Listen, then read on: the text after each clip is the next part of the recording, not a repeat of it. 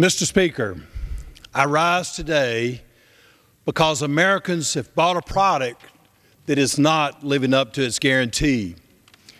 Promises made are not being kept, and the American taxpayer is paying the price for the defective product that they bought. This body has let the American people down. And I'm not just pointing my finger at the other side of the aisle. Both sides have hoodwinked the American taxpayer for not being fiscally responsible. If I sound alarmist, it's because I'm concerned that it's only getting worse. I'm frightened about the path that America is heading down with this administration and this Congress in the driver's seat. Harry Reid and Nancy Pelosi are driving this steamroller of socialism, and unfortunately, President Obama isn't putting up any roadblocks and not even a slow down sign. And it's hardworking Americans who are getting run over.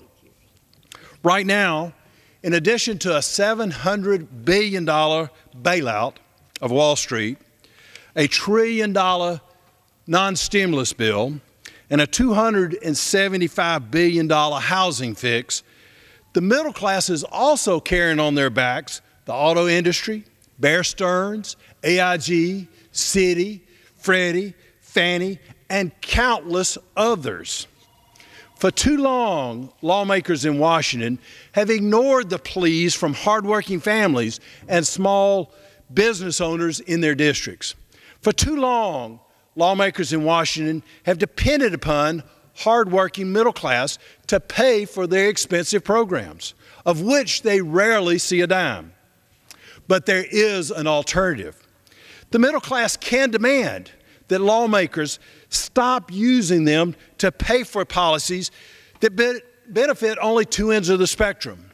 That's why I rise today, Mr. Speaker, to offer a vision for those hardworking middle-class families who pay for the Wall Street fat cat speculators, who pay for welfare recipients, and who pay for all this.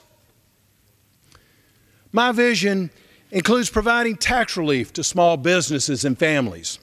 It includes offering incentive-based relief for job creators.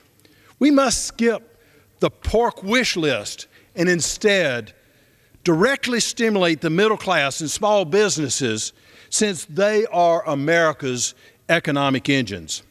In doing so, jobs are created, faith is restored in the markets, and America's entrepreneurial spirit is once again unleashed. Contrary to what is being said, those of us who oppose the recent actions of this credit card Congress are not just saying no. Unfortunately, our alternatives to help our economy are not being considered. I want to give a 5% across-the-board income tax cut. I want to increase the child tax credit to $5,000. I want to lower capital gains, dividend, and corporation taxes to bring investors back to America that have been taxed out of the country. I want to create jobs by producing American energy with American workers in the form of solar, clean coal, and nuclear energy. I want to increase student loan deductions so that you can send yourself or your child to school at any age with minimal financial burden. I want a health care system that is affordable for all people, one that is patient-focused, not government-focused. One where patients own their own insurance policies. One where the doctor-patient relationship is where health care decisions are made, not by some government bureaucrat. The economic recovery plan that I support includes no bailouts and no pork-laden projects. It creates twice the jobs at half the cost through permanent tax relief for families and for small business here in America.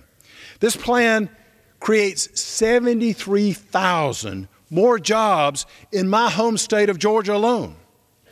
I also offered an amendment to the stimulus to give every American who files a tax return approximately $9,000, their share of the stimulus bill.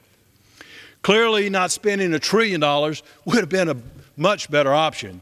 But since Congress was bound and determined to spend the money, wouldn't it have been better to place that money back in the pockets of taxpayers?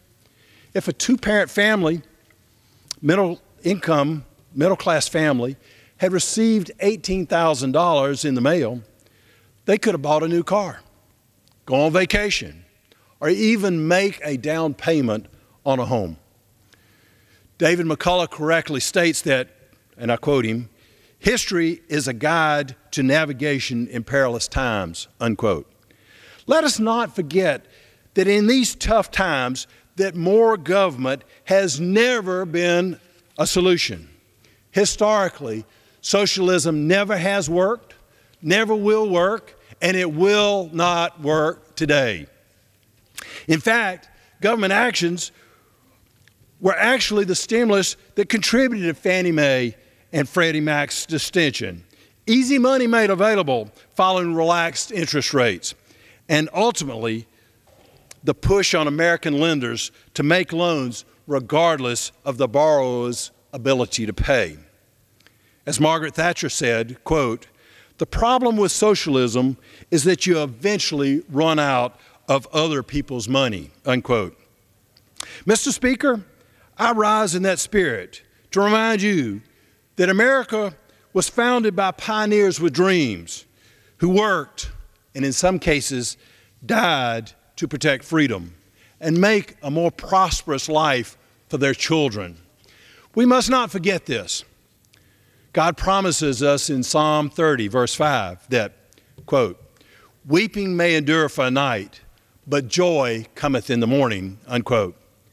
Now I call upon all Americans, young and old, liberal and conservative, to demand a more efficient government. Beat back the reach of big government. Wipe away the tears of yesterday and demand a joyful morning in America, a future of freedom. America is dependent upon it. And I yield back.